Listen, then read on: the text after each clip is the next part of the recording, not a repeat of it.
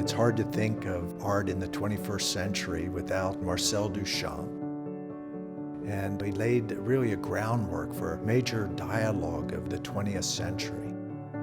He was someone who was bringing ideas into the art world, who was valuing something different other than a kind of academic way of thinking about art. What Duchamp did is something that you can't see in the object. You can only see it in the gesture. You can only see it in the idea or the concept.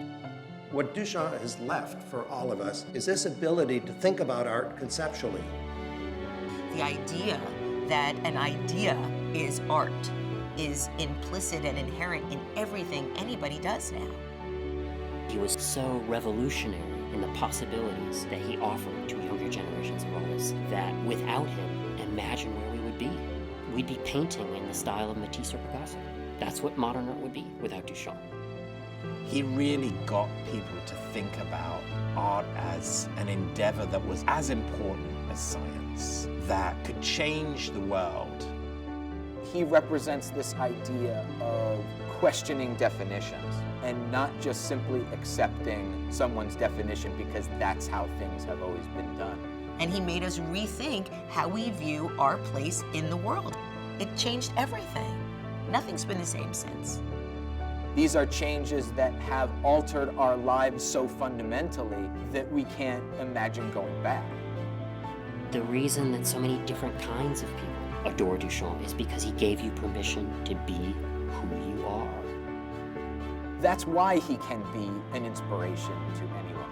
You don't have to get the large glass to get what Duchamp's trying to do. Duchamp told you that what art could be is something that you could think. And every single young art student can think. They know they can do that. They may not know how well they can draw an apple that looks like an apple, but they know they can think. And that's what they go home with. That's never going to end.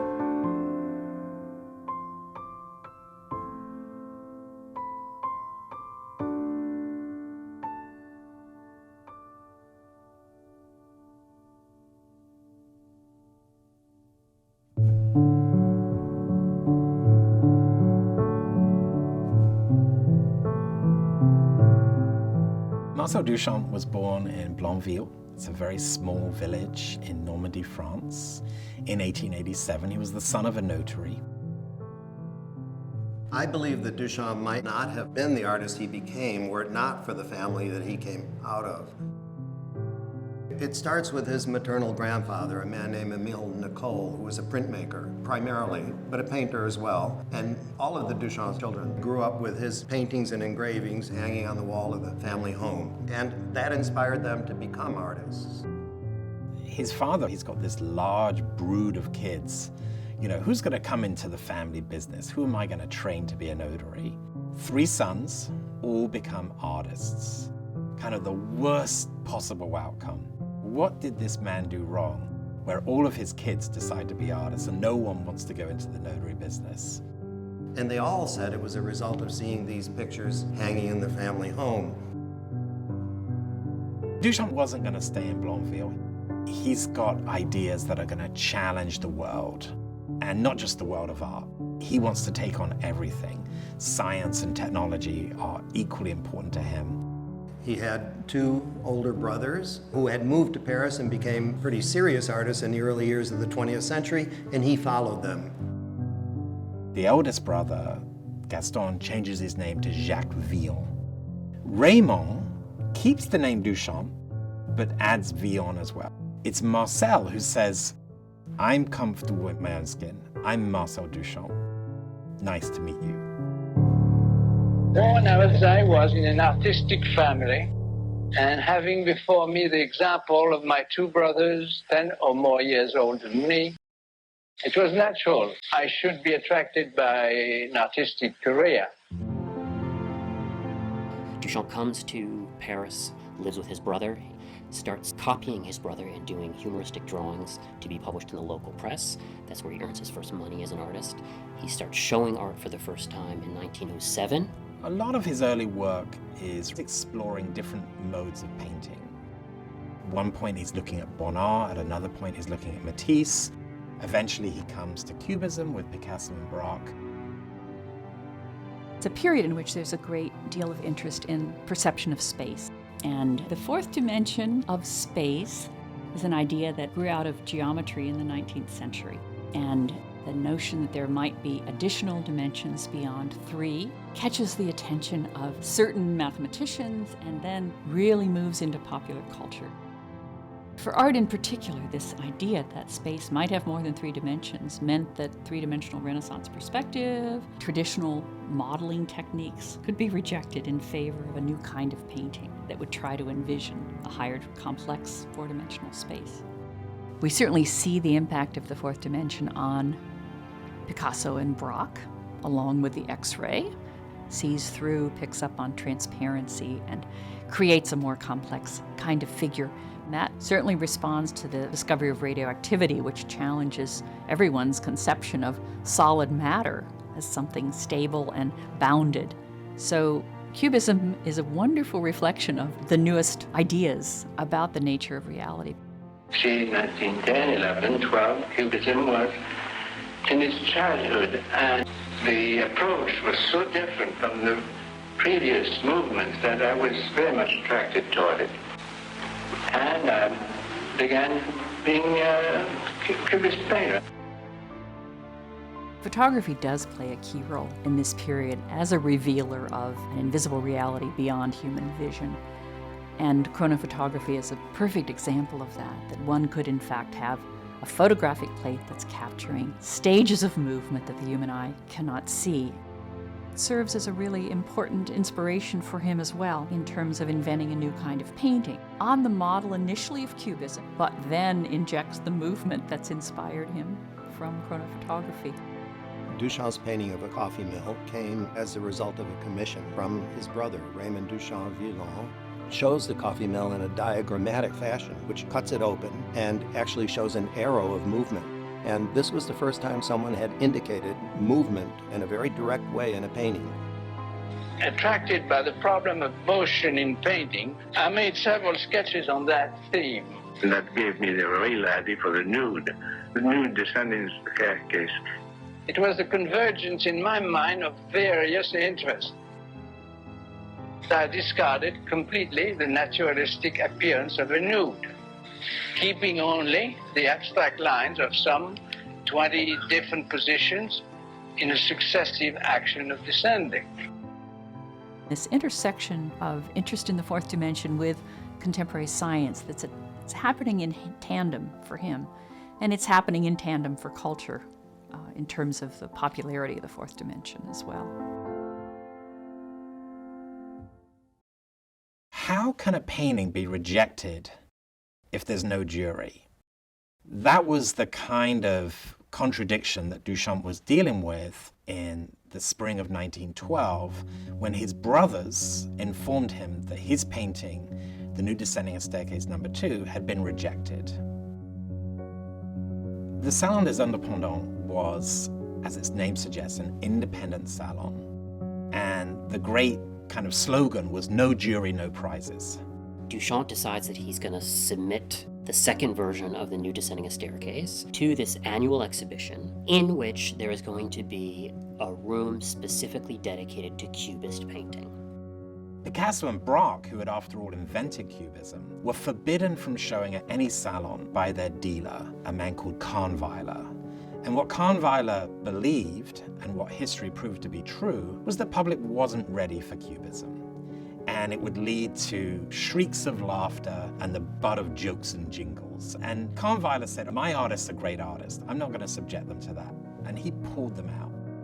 So what it left was the so-called salon cubists. So here we're talking about people like Fernand Léger, Jacques Villon, Gaston Duchamp-Villon, Jean Metzinger, Albert Glaise. These artists were banding together and they wanted to show a united front, but they too were worried about this issue of not being taken seriously. They were desperately trying to connect their work, as avant-garde as it was, with the French tradition, for example. So here we have Duchamp, 25 years old, looking in awe at his older brothers, submitting The Nude Descending a Staircase, And it's not submitting, presenting, because there is no jury. The rule of the Société des Indépendants is no jury, no prize. So anything that an artist presents is automatically accepted, you see? He receives murmurings of a problem with the painting from his two brothers, who are enlisted by Metzinger and Glaise to try and convince Duchamp to change the title. Duchamp's nude descending a staircase was perceived by these artists as a deliberate provocation. A nude does not descend the stairs, a nude reclines. The nude can do what a nude did since she did in ancient times. She can lie down and get fed grapes by the gods. You know, she can't walk down the stairs because the minute she walks down the stairs are a modern setting. Who says a nude reclines? Where is that written in an avant-garde movement? It's too provocative. And Glaise especially didn't want that kind of provocation to be part of Cubism because he thought people, if they saw that, they wouldn't take his Cubism seriously. Ultimately, the biggest slap in the face to Metzinger and Glaise is the fact that Duchamp writes in pronounced letters, nude descending a staircase. It wouldn't have been enough to change the title. He would have had to repaint part of the canvas. And that's what he took as a total affront, and that's why he withdrew the painting from the exhibition. What he learned was that you should never trust groups. You should never get involved in group activities. You just count on yourself. He figured out from that moment, I'm never going to let this happen again. And indeed he didn't. After the nude was rejected, he was very hurt. He left Paris, he went to Munich. I spent the summer of 1912 in Germany. In Munich, where I stayed a month, I painted Bride. It was a defining moment for Duchamp because he was able to do with painting things that he had not been able to do before, and that allowed him to move forward to another dimension, truly. But he carried the Bride to that dimension. And it marks the beginning of something new, because she is one of the elements of a larger composition that he started envisioning at that time, which is the large glass. And having exhausted my interest in kinetic painting, my research was in that direction, to find some way of expressing myself without being a painter, without being a writer, without taking one of these labels. And that's where his life as an artist really begins. He says that Munich was the scene of his complete liberation. Duchamp realized that he had to find a third path. He couldn't be a painter, and he couldn't be a sculptor. So in fact, he decided he had to find a new way to make art. And that way of making art for him was in fact this extremely cerebral intellectual process, which began by jotting notes and inventing projects and deforming science and reinventing the universe around him. C'est un lecteur de poésie. Il est très sensible également à la dimension du langage. Et d'ailleurs, très tôt, il va jouer sur le titre de ses œuvres. Et donc, il va jouer sur une sorte de décalage ironique qui lui vient de la pratique de la caricature et du dessin humoristique. Poetry takes you somewhere else. Poetry is about creating images. It's about evoking things. That's what Duchamp liked about language, is that language, in fact, could transport you intellectually to another world. Wherever he can draw inspiration, he's synthesizing this into a new kind of art making that's very directed toward critiquing past art, but also opening up this whole new field that will draw on technology, on science. He might visit a science museum and see engines there, and he starts to incorporate them in his work. Et introduire des éléments très divers et très étrangers à la peinture, la seule façon de sortir d'une ornière picturale, de couleurs, qui n'était pas du tout ma façon d'envisager les choses à ce moment-là. That Munich experience, I think, has a decisive impact on what comes next.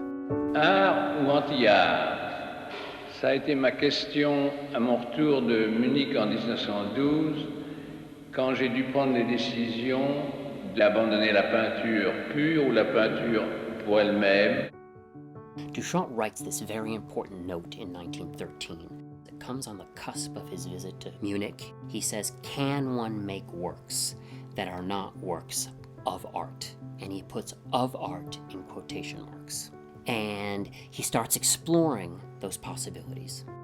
He felt that art had become rooted in the past, had become stuck, and it had to be rethought and taken apart to take on the 20th century with all of its advances in science and technology. There was a tendency in philosophy of science between 1900 and 1914 in Paris that declared all scientific principles based on conventions are relative, and there was no absolute truth at all. Recognition of the relativity of knowledge is something that's talked about a lot in the late 19th century, and the discovery of non-Euclidean geometry is one of the things that contributes to that. Non-Euclidean geometry was the discovery, in fact, by geometers that you could create totally consistent systems of geometry that reversed one of Euclid's postulates. So this sense that Euclid's geometry was some kind of sign of absolute truth, when this happens, really undercuts that sense of Euclid's dominance. Duchamp is the one who really understands, I think, the deeper meaning of all of this, and that it does indeed suggest that there is no such thing as absolute beauty, absolute taste. All of those things are themselves relative. These non-Euclidean geometries seem revolutionary, and they offer this possibility in the case of the three standard stoppages of really playing with traditional Euclidean geometries. Duchamp thought the three standard stoppages to be the most important work in his career because that was the time when he came across chance as a medium of creating forms. Three standard stoppages was intended as 3 canvases painted Prussian blue, over which Duchamp took 3 pieces of string, more or less 1 meter in length, but slightly more. He dropped those strings from the height of 1 meter, and where the strings fell on the canvas, he in fact fixed the position using varnish. The three standard stoppages is the first work of art in the history of modern art which transforms the practice and the form of scientific experiment into an art activity. It's a complete para-scientific operation because in mathematics you don't do experiments, because mathematics is not an experimental science. But Duchamp is doing an experiment on a mathematic principle, which is the so-called postulate of Euclid, that the shortest distance between 2 points is a straight line. That is one of the basic principles of Euclidean geometry and of perspective. Because without that unquestionable principle, there is no perspective painting. He's commenting both on standards and the history of geometry, essentially, but also on the system of metrology in France in this period, which is held up as such an absolute sign of French power in the world. How many countries are adopting the meter? Plato's ideas of beauty are bound very much with ideas of measure. So when you're undercutting the notion of absolute measure, you're also undercutting ideas of beauty and taste. And at the same time, he's also experimenting with a new way of making a work of art, making a line that is an impersonal, non-arty line, as he says, that is free of the touch of one's hand. And this idea of dropping thread is one of those ways to do that. And this idea of chance-created forms will never leave Duchamp for his whole life, because the traditional aesthetics is based on intentionalism, and for group who agree on a certain convention, what is beautiful and non-beautiful, and this is based on taste. But if you use chance to create forms, subjective taste is not involved. Taste for him was the great enemy of art, because taste was subjective and it changed all the time. And I think what he wanted to replace it with was freedom. The idea that beauty could be defined was for each generation to decide. That meant he had a voice too, and he could throw aside all of that baggage of the past, the tradition, and do something new. Duchamp is on the path of conceptualism. The idea of the fourth dimensional space in non-Euclidean geometry is a conceptual thing. You can not see it. You can not make it visible. It's impossible. You can only think it. What interested him was that throughout the 19th century, people believed that art was something that transcended time. It involved sort of the highest ideals and so on. These ideas are ideas that he put into question. For him, art is something that's much more relative. It is made in different ways in different kinds of historical periods. What Duchamp was in fact challenging was the idea that there could be one definition of art that would sort of transcend time. He didn't believe in absolutes. He didn't believe in theories that would withstand the ages. He thought we just should keep our eyes and our minds open to new ideas and to new interpretations and to new ways of looking at the world. I think what's beautiful in Duchamp is that intention is always limited. Creativity is much more interesting and much richer as an experience, because if we could only realize our intentions, it would be very hard to create anything new. The newness comes out from the experimentation. So there is no formal principle which can guarantee what modern painting is or what modern art is. So art can only be an open, experimental activity which always changes instruments, forms and content, but never a finished set.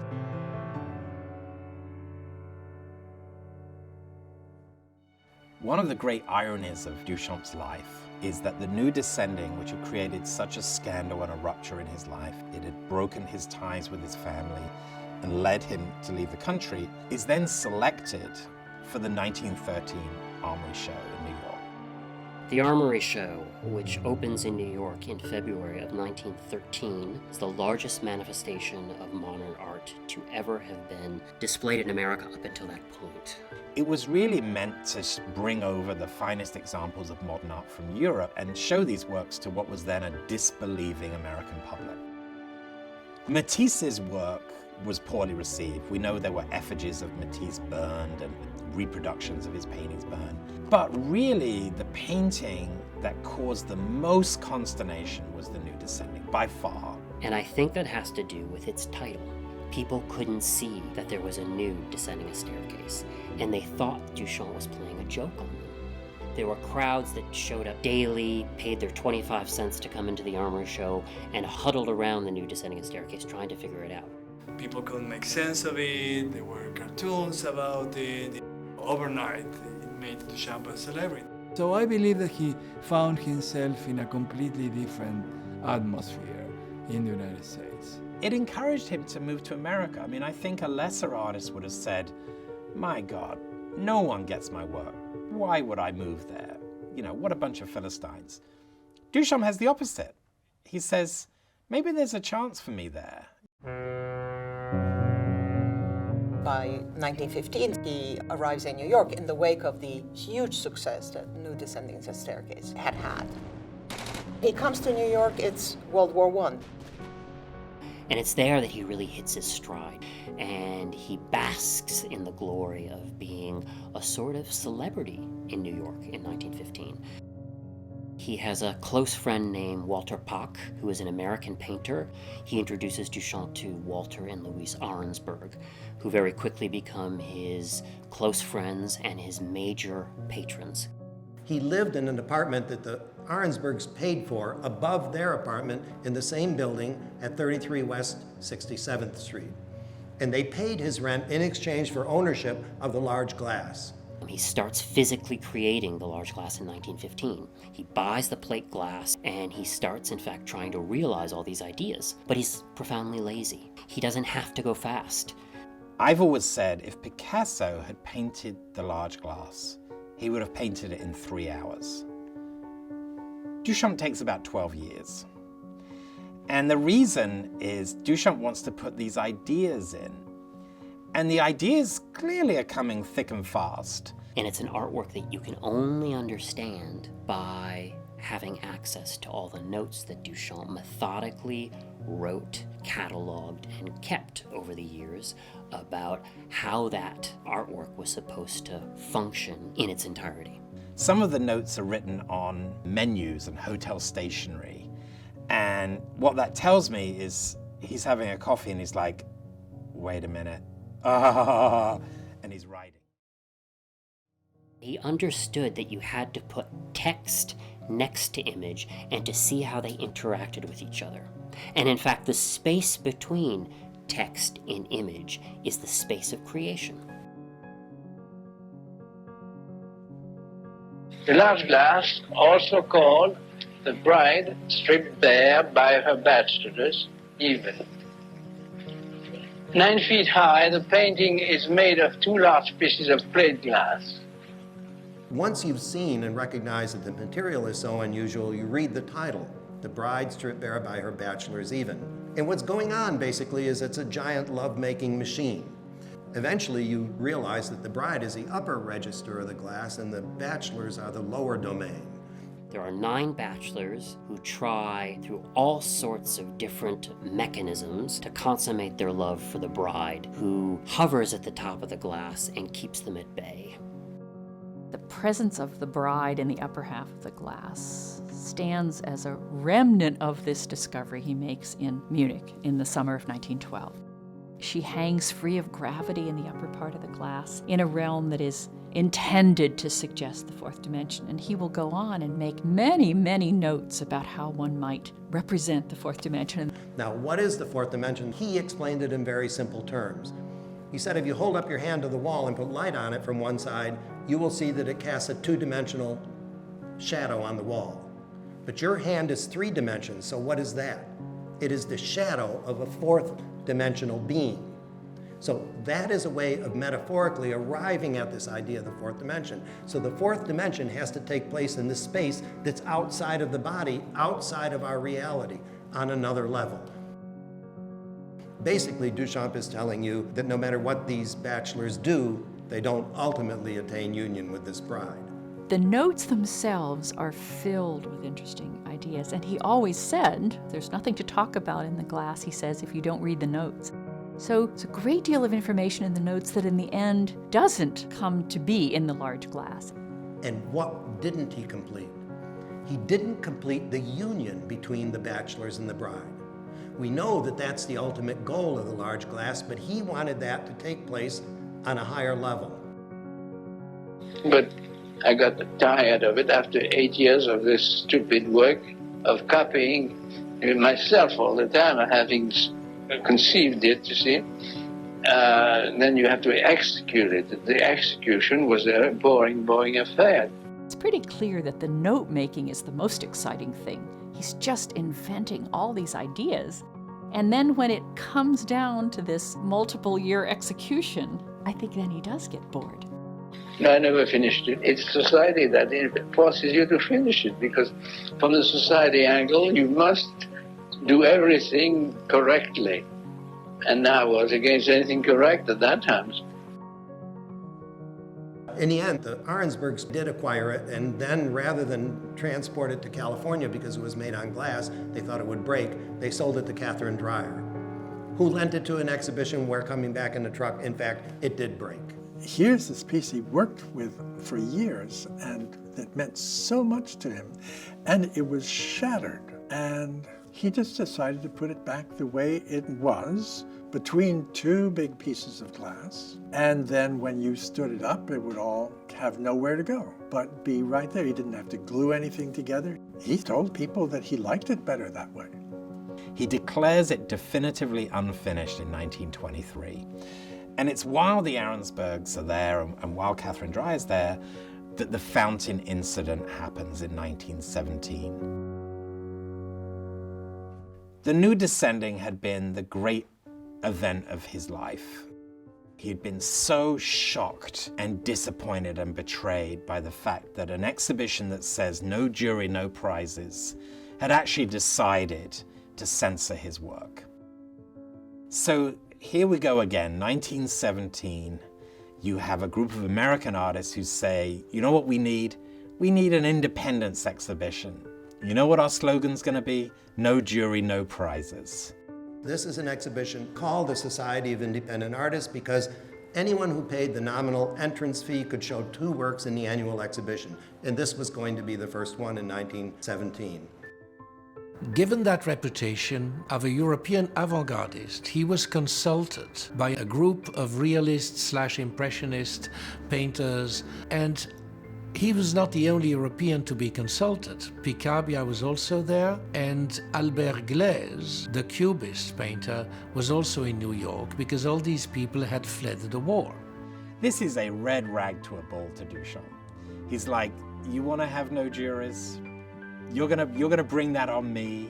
Duchamp had been censored by Glaise and his buddy Metzinger 5 years before, when he presented the nude descending a staircase at the Salon des Indépendants in 1912 in Paris.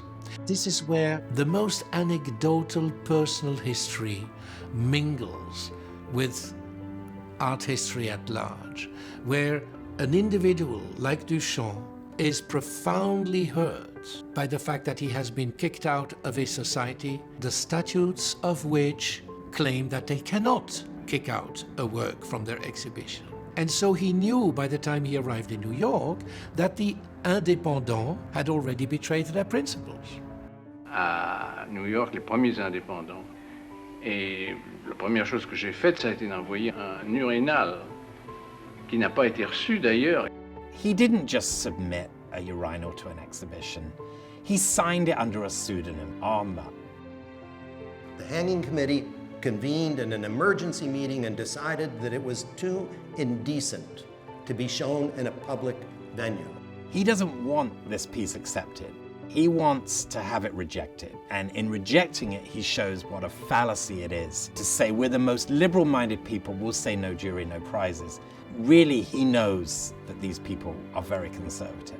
C'était simplement pour faire un test, c'est pas pour savoir, puisque c'était une exposition où rien ne passait par un jury. Il n'y avait donc pas question, sauf dans le cas d'érotisme ou de pornographie, de refuser une chose comme ça. The Society of Independent Artists did not realize that when they opened the doors of the society to anybody and everybody, the logical conclusion was that anything could be art. Nobody is asking you to produce a work and test you on the basis of that work. Nobody is asking you to show a degree or a diploma or anything to be a member of the society. When anybody can be an artist, then the logical conclusion to draw is that anything can be art. And Duchamp simply reminded them of that. That's a pretty strong stroke of genius, I should say. And this rejected urinal made a bigger splash than it probably ever would have had it been accepted into the exhibition. You can easily imagine how people who in 1917 are presented something like this, they have to ask that question. Why is this art? While working on the large glass, I also played with an idea, which crystallized later into the word ready-made. I coined that word for ready-made objects, which I designated as works of art by simply signing them. In a ready-made, the act of creating, making a work of art is condensed in one and only one judgment. This is art. You know, when you think about the ready-made, you have to think about authorship and how that has confused people or confronted them. How is this person the creator, the author of that? But it has to do with contextualization and how something is placed within a framework of how to be viewed and how its context can be different than what the normal context would be. In Duchamp's case, he has not made the ready-made. A ready-made object, as its name indicates, is an object that somebody else had made, and Duchamp is content with choosing it. So he replaces the making with the choosing. And he said, well, take the painter. He hasn't ground his own color. He has bought a ready-made tube of paint at the artist's supply store. And then he opens the tube and he chooses what color he's going to put on the canvas, and he chooses what place on the canvas he's going to put the color in, and so on. So making is choosing and choosing and choosing. That is his tongue-in-cheek explanation of the ready-made. He said that the titling of a work was just as important as the work itself. there's a definition right there of conceptual art, because he's redirecting something that's utilitarian, and simply by its context and a title, it's now altogether different. And finally, the object has to bear a signature. But then to show you how the causal chains become, in Duchamp's case, he's going to push those conditions to the point where they are mere conditions, but they are not determining conditions. For example, the work of art needs to be signed for it to have an author, but any name would do. I am not going to sign the object Thierry de Duve. I can take any pseudonym. Duchamp took the pseudonym of Rose C'est la Vie, and others, Richard Mutt, of course, for the urinal. Duchamp doubted the validity of art. Many people have these beliefs about art, that somehow it's good for you, it's uplifting. There might even be ethical and moral positions about art. And Duchamp debunked all that. And he said, look, it's a urinal. Let's put that in a gallery and see what people think about these lofty ideals around art. It was a very purposeful human question, the nature of what we make, the nature of how we deem things, the importance that we put into things or onto things, and was challenging our way of doing that, our way of thinking about that, our way of rewarding that. The ready-made comes in as a sort of irony, because it says, here it is, a thing that I call art. I didn't even make it. He's not challenging art because he hates art. He's bored with the narrow definitions of what art can be at that time. And he wants to expand those definitions. And he wants to basically begin a philosophical debate around what is a work of art. And we're still in that debate. The problem is not that they are art or they're anti-art, but rather the ready-mades are about, as he later said, about the impossibility of defining art. They're switches that move between art and non-art, and what they awaken in the viewer is a critical impulse to begin asking, well, what exactly is art, and how come something is art when something that looks exactly like it is not? Once you've seen the bicycle wheel for the first time, everyone has to ask themselves a question instantaneously. Why is it there? Why is it a work of art? That, in the end, is at the core of everything Duchamp ever did, because every other work of art that you looked at is a problem of a game that goes on between your eye and the surface of that work. Well, now you're looking at a bicycle wheel, and that line of sight goes from the bicycle wheel not to your eye, but 4 inches back further into your brain, because now you have to ask yourself all kinds of questions about why is that bicycle wheel there? He wanted to catch you unawares, and in fact, his favorite ready-made was the comb. It's an ordinary metal dog comb on which I inscribe a nonsensical phrase. 3 or 4 drops of height have nothing to do with savageness. And he used to say the comb was never stolen. All of the other works he loses. They're either stolen or broken, or he lends them to an exhibition, they don't come back. No one ever asked for the comb. It was a simple dog comb. What it meant was that was the one. That was the one that succeeded. That's the greatest ready-made, because someone would look at it. Is that a work of art? Is that a Duchamp? I don't think so. And they would leave it alone.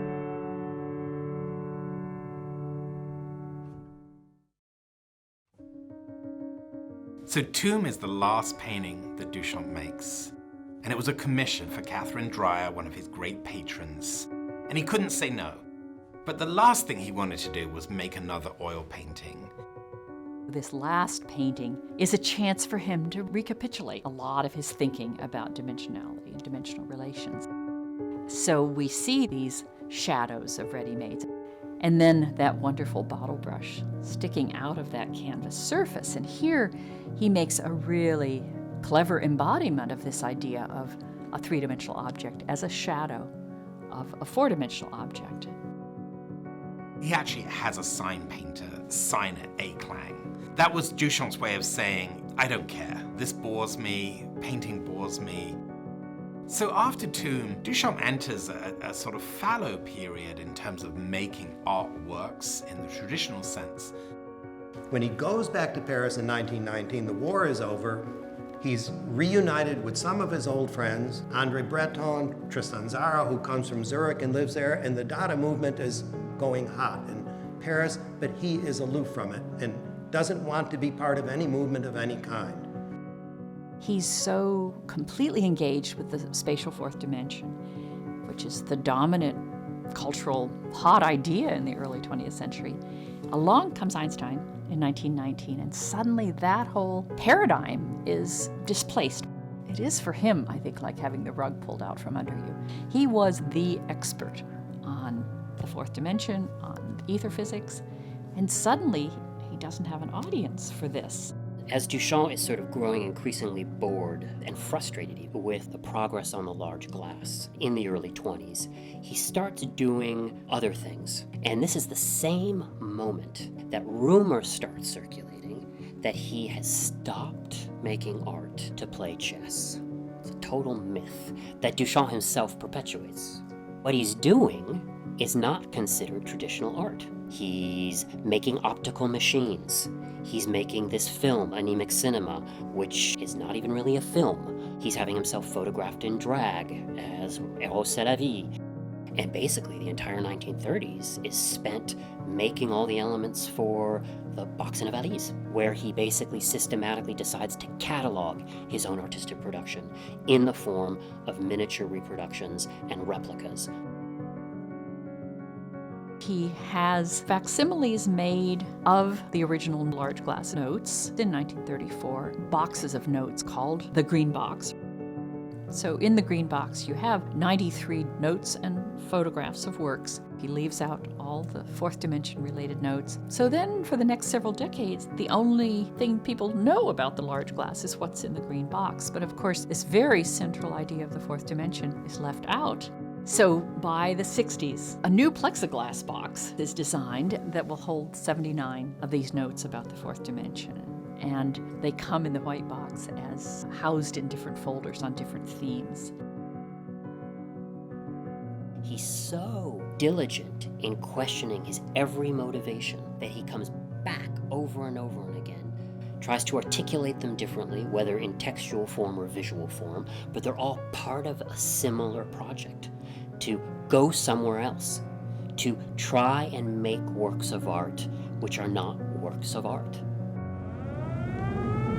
But the bombs were dropped. On the oil refineries, the aircraft factories, the ball bearing plants. On Schweinfurt, Bremen, Kiel, Wilhelmshaven. On the German production centers in France, beating Nazi war industry to its knees with a merciless arithmetic of bomb tonnage. When the Second World War happens, Duchamp eventually settles in the United States. Duchamp never really went back to France. He remained in New York for the remaining years of his life with intermittent trips back and forth, but this was his new home, and this is where he would remain. America was this young country. It was brutish and industrial and raw and uncooked. And he loved that because he saw that it was wanting to become something else, and he could take American artists on that journey. He didn't have the hang-ups that most people do or did at that time of saying Europe was where the tradition was and America was this backwater. Duchamp truly believed that innovation happened at the periphery, not in the center, and that it was actually in America that the great moments of art were going to come in the future. Before World War II, his great friendships were with artists. After World War II, he starts to become friendly with writers, with gallery owners like Sidney Janis. In 1950, Sidney Janis asked Duchamp if he could borrow a ready-made. Well, one didn't exist, so Duchamp authorized him to go ahead and make his own. And on a trip to Paris, Sidney Janis found a urinal that he brought back to New York, and Duchamp willingly signed it for him. He marries Tini, then in 1954. I think that changes his life completely, makes it much nicer. It's also the year that his work is first installed at the Philadelphia Museum. So artists can now go to the Philadelphia Museum and see the Duchamp gallery and experience that work firsthand. Let us consider two important factors, the two poles of the creation of art. The artist on the one hand, and on the other, the spectator who later becomes the posterity. Duchamp was invited to give a talk on the creative arts, and he came up with this idea of the creative act, which basically underscored the fact that a work of art was, in fact, made by an artist, but it didn't achieve its final purpose until viewed by a spectator. Art thrives on spectatorship. The danger of institutional theories is not that spectators are eliminated, but they are disempowered. They are, in fact, deprived of the right of saying, this is not art. If anything is art, provided it is shown in a museum or in an art gallery, then the viewer has nothing to say anymore. He empowered the spectator. If someone thought that they saw a Navajo rug, as Roosevelt did in The New Descending, Duchamp felt that was absolutely Roosevelt's right.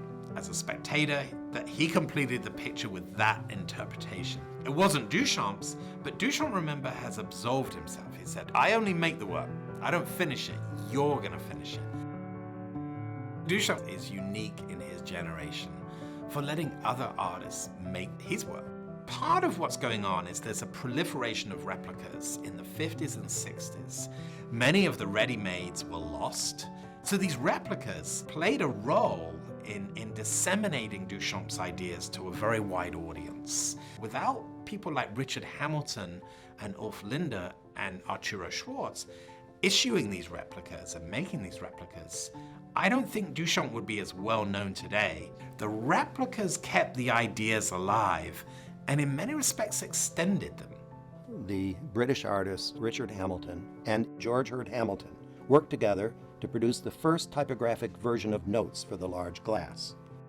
Richard Hamilton made a full-scale reconstruction of Duchamp's large glass. Then when Duchamp saw it, he loved the results and willingly signed it as a conforming copy to the large glass.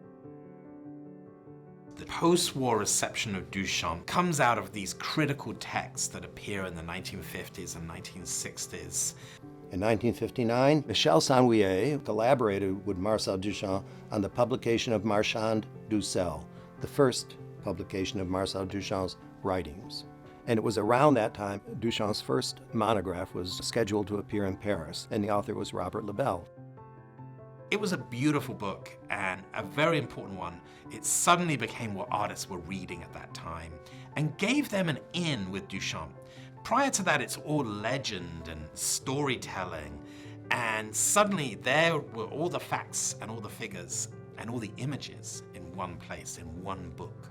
The book of Lebel comes the book of Marcel. I started really reading Marcel Duchamp work changes my life. My first motivation has been you must meet this man and understand this fantastic legend, how to say, this story. Looking and reading at the book of Lebel has been the beginning of a sort of changement of my life and an enthusiasm for that adventure. One young artist from Sweden saw that exhibition and proposed to his friend in Stockholm, Ulf Linde, who was a curator and critic at the time, along with Pontus Hultén, that they have a similar exhibition there. And what he looks at and sees in the Lebel monograph is that Duchamp is making replicas of his work. They can't afford to bring the works from Philadelphia, so lo and behold, Linde makes them. He remakes the large glass, he remakes the ready-mades, and they've got an exhibition ready-made, as it were. Duchamp systematically integrating into the artistic realm of the 20th century the idea of replicating your work and seeing that the reproduction of your work and the presentation of your work, whether it's an original or a copy or a replica, is an artwork in its own right. And that's what gives birth to things like installation art, to happenings, to performance art, to body art, all of these things that we take so for granted today. Duchamp is really a wellspring, the kernel for a lot of these artistic activities.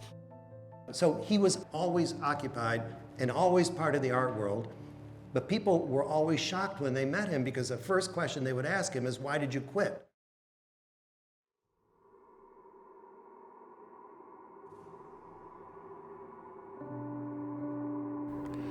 If you had asked some well-informed person in the art world in, let us say, 1959, who is the greatest artist in the 20th century or who is the most influential, you would have received Picasso for an answer. If you came back 10 years later, you would have received Duchamp for an answer. You really had a moment in the mid-20th century where if you were to say, I think the most important artist today is Duchamp, you would have probably been laughed at. It was so clearly Picasso, Matisse. If you were in the United States, it was Pollock, de Kooning. Duchamp was seen as, who's that guy? The guy who did the nude ascending and upset people in 1913. You know, that was sort of history. Abstract Expressionism hit New York City really big. It evolved out of American culture, and it was the first really big art movement that happened in America. It, for the first time, shifted the focus and attention of the art world from Paris to New York City. The art of the 50s was hugely serious. The abstract expressionists took themselves as being more than artists, that they were priesthood of a society that they disapproved of. They really believed that they were dealing with essential, ultimate questions, questions of doom and existence, existential questions. All of a sudden, this came to seem rather ridiculous. But the artist who emerged in the 60s turned against that, partly because it was a question of taking yourself so seriously.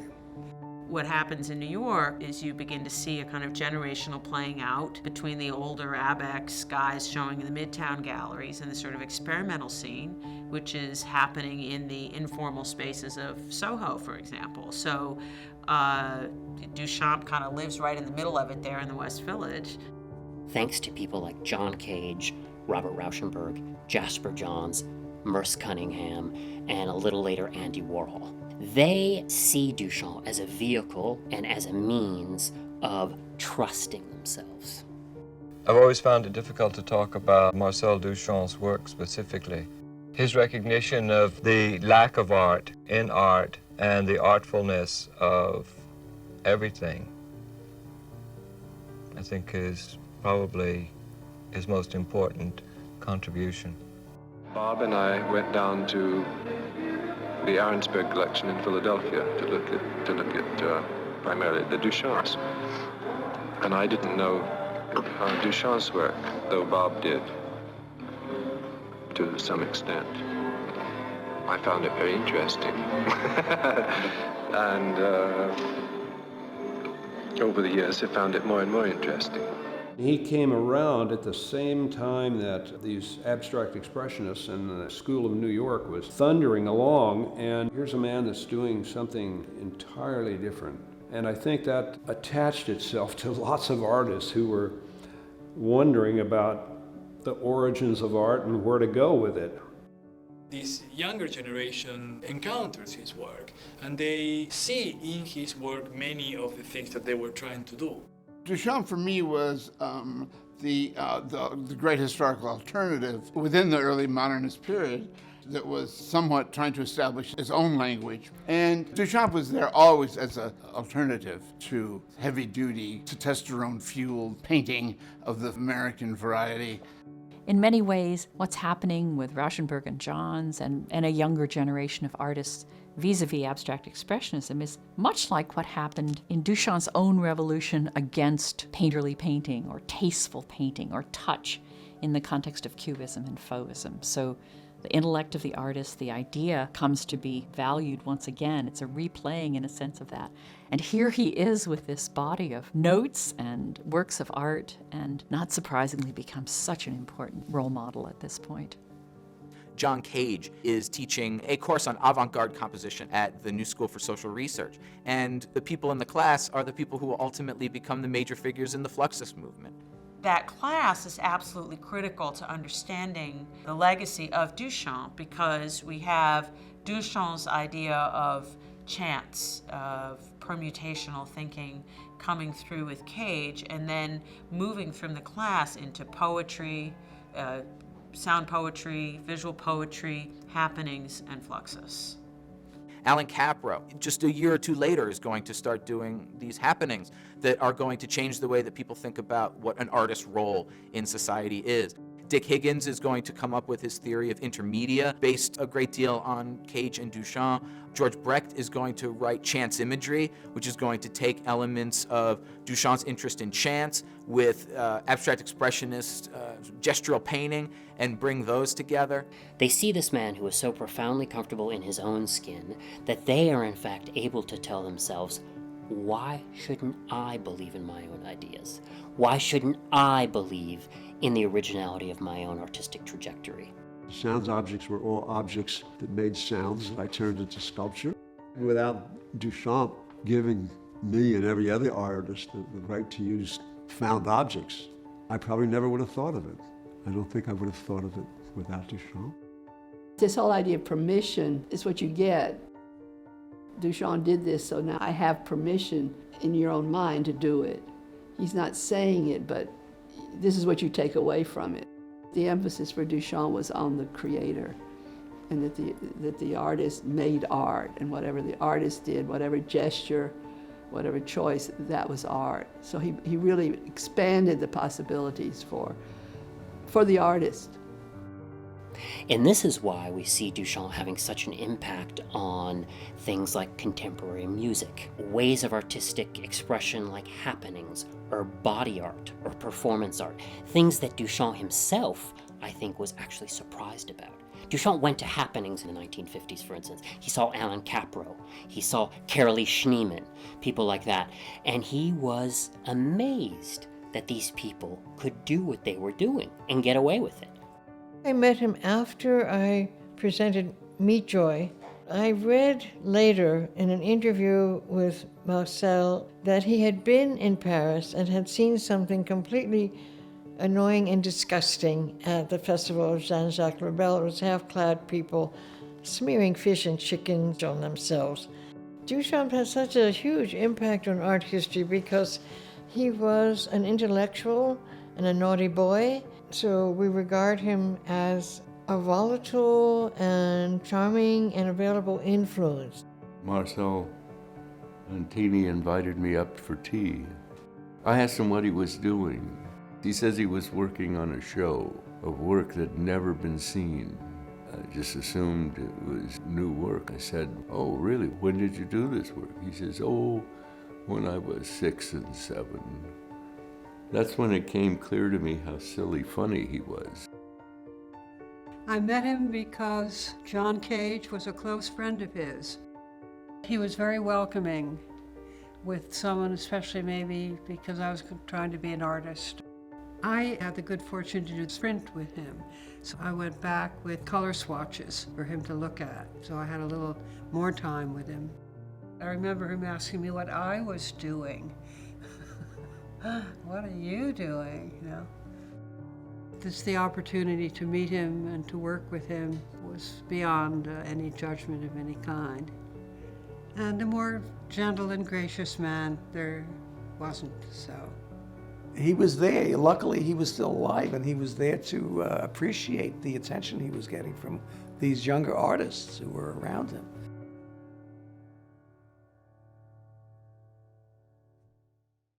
Well, Andy had an opening at the Ferris Gallery, and it also happened to be about a week after Andy's opening, Marcel Duchamp was having his very first museum retrospective in America. At that point, I had heard of Marcel Duchamp, and Andy already knew about Marcel Duchamp. So we met Duchamp for the first time at a restaurant, cafe up the street from the Pasadena Museum, where Duchamp was going to have his opening, and we were like two little kids, giddy kids running around Marcel Duchamp, and he was, you know, we were very enthusiastic about the whole thing, and Duchamp was, you know, just a sheer gentleman about the whole thing. First and most important manifestation of of Duchamp's resurgence on the artistic landscape in America doesn't happen in New York, it happens in Pasadena, California in 1963. And that event is a major tipping point in the public reception of Duchamp, specifically in America, because we have, for the first time, an overview of Duchamp's work. And it's an exhibition that is visited by numerous young artists. Andy Warhol comes out to California to visit the exhibition. Dennis Hopper is at the opening with Duchamp. Richard Hamilton takes the plane with Duchamp from New York to Pasadena to attend the opening. All these young California artists are totally blown away by seeing Duchamp's work in one place for the first time. And it was very impressive to be around this man and just be surrounded by his work. It was like a total involvement. Most exhibits were original oil paintings on walls or sculpture standing aside. His was oddities in curiosity boxes and vitrines and encasements of glass that had strange objects in them, and each one of them seemed to somehow go back to this history that he had of unconventional approach to art and a sort of a waking up to the idea that there are all kinds of things to look at in the world that you could nominate to be art. When Duchamp has his first retrospective, lots of artists, but also critics and others, notice the existence of the ready-mades, acknowledge their art status. In the 1960s, Arturo Schwartz made an edition of them. Duchamp never had in mind to keep these things. He just chose them, used them for some time, and then they were lost. So we had to work on the basis of the photographs of the original. We went to a craftsman, gave him the photographs, and recreated them, which were signed and numbered by Duchamp in 8 copies, plus 2 to be given to 2 museums, and 2 which were one for him and one for me. So Duchamp really very quickly goes from being this very obscure figure that people remember but aren't really, that familiar probably with what he did, to all of a sudden being the father of all of these movements. If a snow shovel is a work of art, then anything can become a work of art. This is the awareness that crystallizes the 60s. And that logic is really at work in the art of the 60s and 70s. Whether it's in Fluxus, whether it's in Joseph Beuys's practice, it's there. The ready-made was really singularly important because it showed within modernism the escape from modernism. That by taking the object that Duchamp did, and what is implied is really any object, that it could be art without really being based on the form, on the color, on the history of form and the history of color used in artworks, right? So it was really on the architecture of artistic thinking that this was framed. And once you open that up as a theoretical possibility to introduce as an artwork, then the floodgates open to a lot of thinking. With the advent of conceptual art, it seems that everything that is visual, everything that is attractive to the eye, that feeds the eye, seems to be eliminated from the work of art, and you seem to have a new definition of art. So some people have hailed Duchamp and congratulated him for that sea change because they thought he all of a sudden liberated the younger generation of artists who could now have access to anything and everything and call it art. And other people, of course, have criticized Duchamp for the same thing, accusing him of having ushered in an epoch of anything goes. And of course, if anything goes, then nothing has any meaning anymore. Later in life, of course, he must have found it incredibly amusing to hear people latch on to his theories as though they were universal truths, when actually that's his whole life was about bucking those very conventions and defying them. So I'd like to suggest that his form of so-called conceptual art was a much more playful exchange. I'm not so sure how even serious he was about it himself. He only throws these things out as suggestions for thought.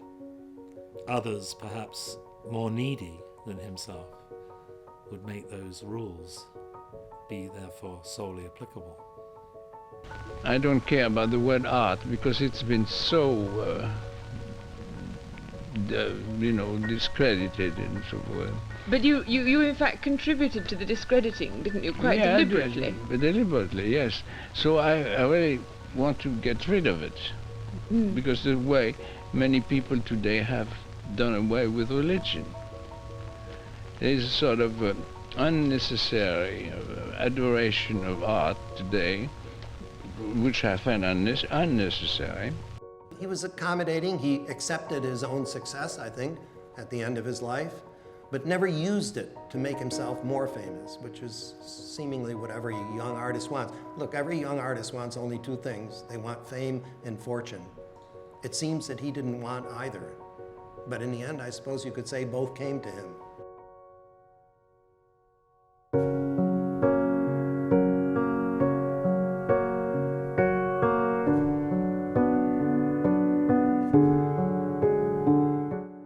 At the very end, in the chapel where he was cremated, the coffin was pushed in to a place, and then the door was shut, and then the fire was going. And we all sat there interminably. And then everything had to cool down, and they took the ashes, and they put the ashes in a box. And somebody was supposed to look at the ashes to see that they were there, I suppose. And that turned out to be me. And I looked in the box. I'd never seen the ashes of anybody before. And what was on the top of the ashes, if you can believe it, were his keys. I thought, God, that's just so beautiful. I did love the fact that all those secrets, or the unknowns of his work and his life, represented by a set of keys, as if you could just unlock them if you had the keys. But the keys are not there. They're with his ashes.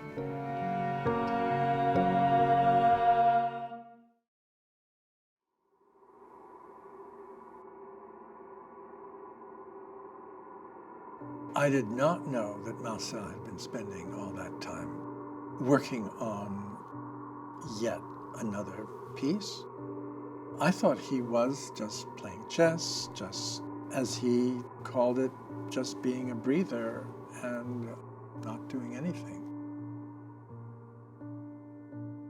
When we found out that the Philadelphia was going to accept the piece, I think it was my mother who asked me, well, how do you think it should be moved? And I wrote her a letter saying what I thought should be done.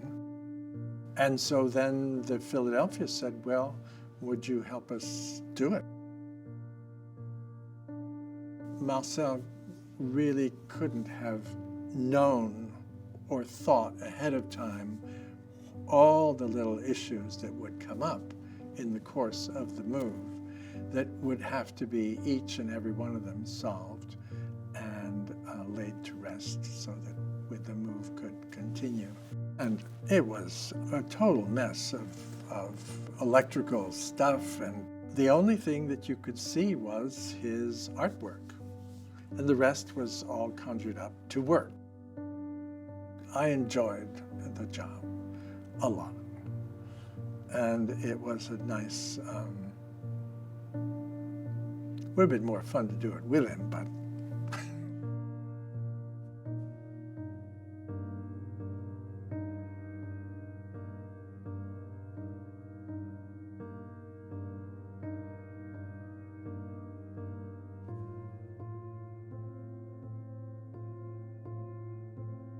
The Étant donnés was the last major work that Duchamp made before he died. He worked on it intermittently from 1946 to 1966. And it was not shown before the public until after his death, according to his own wishes. In terms of Étant donnés, you're dealing with a work that took him 20 years to make.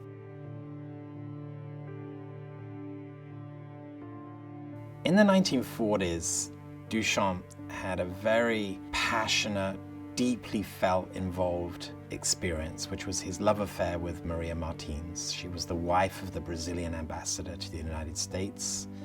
Maria was married with children. She was not going to leave her husband, Carlos. And the affair comes to an end when he retires and they move back to Brazil. He had probably the most intense relationship of his life with Maria Martins. We know that the figure in Étant donnés is made by casts of her body. And so what you see in Philadelphia is actually a sort of hollow core of what was once a sort of body cast of her.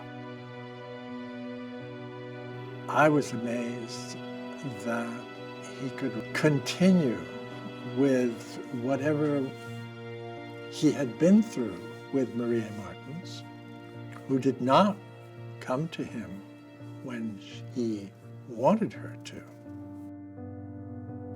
Marcel, I think, suffered more from that breakup than was natural for him.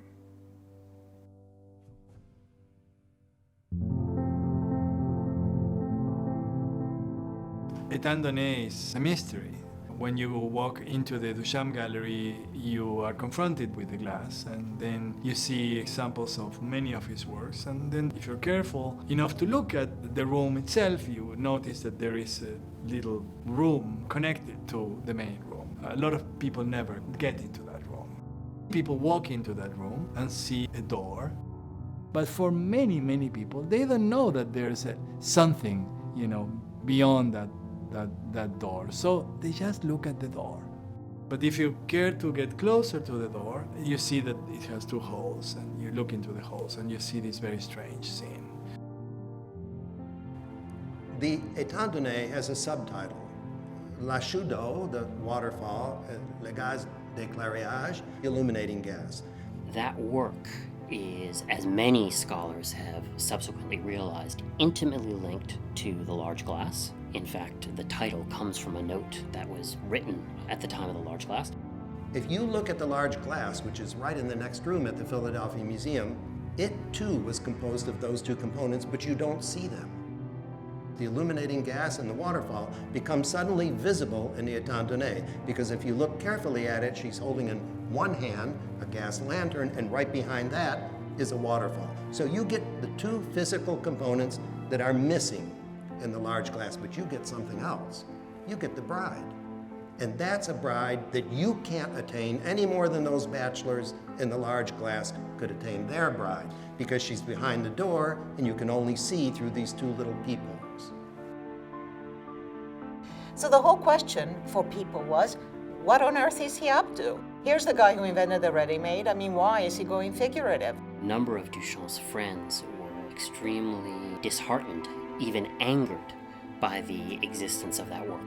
It seemed to be a betrayal of all that he had been preaching against since the 1910s related to retinal painting, painting that pleased the eye rather than the mind. I think he left the meaning open-ended. And I think what he wanted you to do was to just approach it head on, to look at it through the peepholes, and to bring your own understanding, your own desires, fears to the table. It's going to crush our ideas of what mediums are all about. But it's happening in every form. It's happening in visual art. The breakthroughs at the early part of the century with people like Duchamp, who were so prescient in what they were doing and putting down. The idea that the piece of work is not finished until the audience come to it and add their own interpretation, and what the piece of art is about is the grey space in the middle. That grey space in the middle is what the 21st century is going to be about. The age that we live in, the information age, is defined by the intangible. It's defined by concept. Art is one of a kind, but now he start questioning about the originality of art. He was the first person to start thinking about relationship between copy and the original. So found object, ready-made, industrial product can be as interesting as original art. In Duchamp, art is no longer simply about making objects or producing something. Only God made something out of nothing, created ex nihilo. After that, we are in a world where things are already made, things already have a name.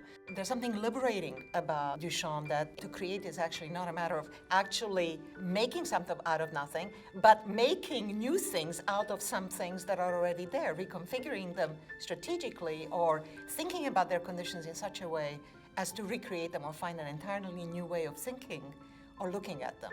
With El Oku, he essentially did what anyone today is doing with a meme. He's taking something, he's slightly altering it in order to alter the context, so one not only understands it for what the image represents, but now also what that person has attached to it.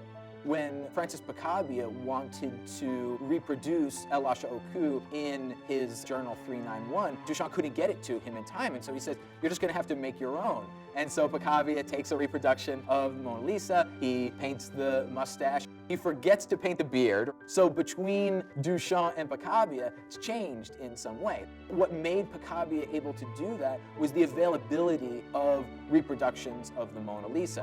This idea of appropriating is something that is really specific to the 20th century, and with the advent of photomechanical reproduction, it was immediately recognizable as the Mona Lisa, and so therefore it carried with it everything that the Mona Lisa represents, the pinnacle of Western achievement in art.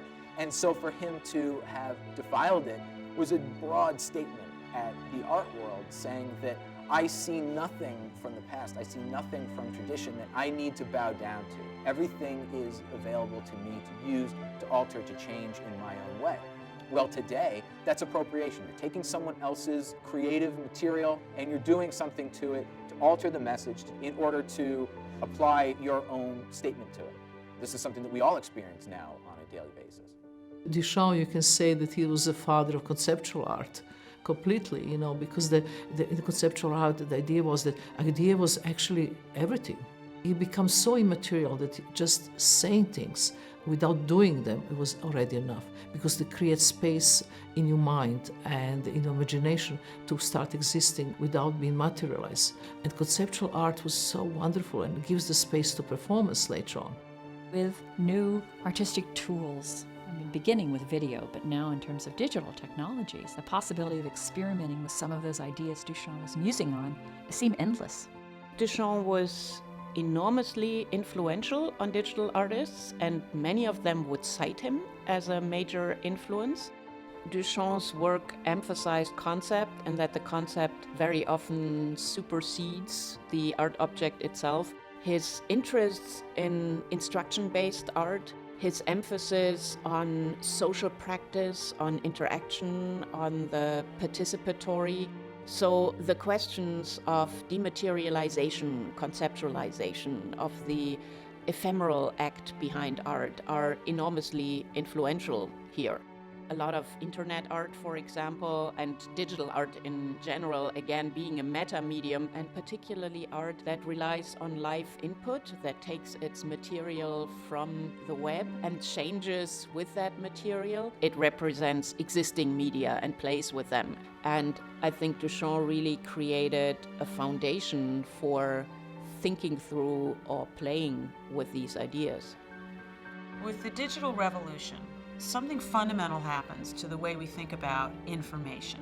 Because what happens when you move into the digital age is that information becomes the thing that is the module that an artist uses. And it may be material, as in a word on a printed page, but it may not be. It may be a gesture that gets played out.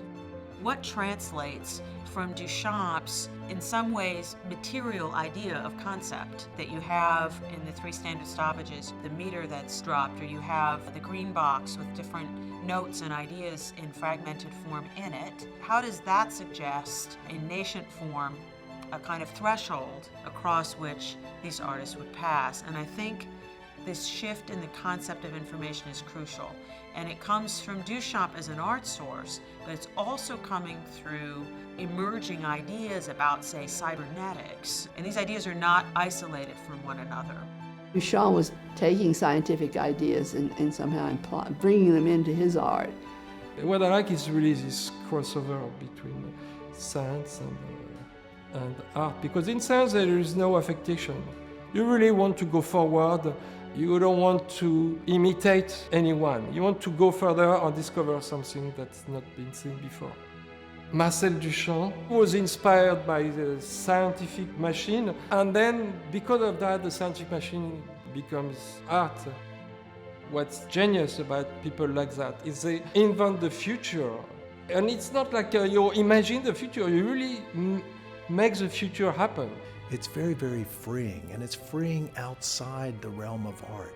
It's not even really dealing with the parameters or the type of structure that art is normally using. It's just opening everything up to the individual. It's about the expansion of parameters and what one can experience. Duchamp was who he was and didn't fit the usual pattern of an artist with a vocation. You know, his vocation was like just being himself throughout his life. He's the ultimate nonconformist. And more than that, he can't even conform to himself. As he said, I contradict myself to avoid conforming to my own taste. He even feels like you have to rebel against yourself to remain creative. Because to follow in his footsteps is to question everything, including what he did. And I think the artists who do extend his legacy get that. They get that this isn't about a kind of deification of Duchamp, putting him on a pedestal. That's the last thing he wanted. He wanted pedestals out of here. These things are not fixed, they're in process. Our idea of art is in process, just as our society is in process. Art is made for the living, and young artists don't have to follow the past. They don't have to be traditional artists. They have to make the art that is relevant, ask the right kind of questions of their own time. When Duchamp was a young artist, there was a tradition of the rupture. Modern art had been a sequence of avant-garde movements and group activities to the point where being avant-garde had become a tradition. They'd become the academy.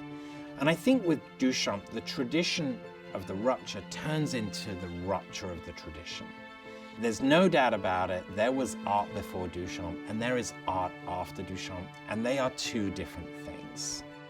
The fact that somebody could have inspired modern dance, modern music, contemporary art, architecture even, poetry, literature, it's almost endless. Duchamp's breaking down hierarchies. He's empowering the individual. He's removing any form of segregation because he's equalizing everything. He's bringing everything into play. He really opened the door for almost everything that the artists I grew up with and who came from them and whom I work with today. He just opened the door for all of that, and we all got to come to the party. This is the one artist whose work remained so open-ended and suggested possibility and possible elaborations that could then come to be with developing technologies not available to him, but in a way that artists and thinkers could pick up on his ideas and now work with them in new kinds of ways. And I think the currency of cyberspace, of just the idea of the fourth dimension, that Duchamp would so have loved this. This is about real life. This is about possibility that might be realized. We are discovering more and more depths of Marcel Duchamp's work. So that means that his legacy is never dying, with so many things that we can still discover. The good idea always stays. Duchamp's really about what we can be, what we can experience, how we can make our life completely anew tomorrow. We can experience things that we can't even think could happen, but of course we can make it happen. The meaning for the 21st century is growing even more important than ever before. It's guaranteed the freedom of thinking for the artist. Anything can be possible for the art. We will see artists of the future taking on that mantle and always breaking through the barriers that are set up by society. Because if you can't destroy society in your art, you can't change it or make it better. In a Duchampian world, anyone can become Duchamp and anyone can create because everybody has ideas.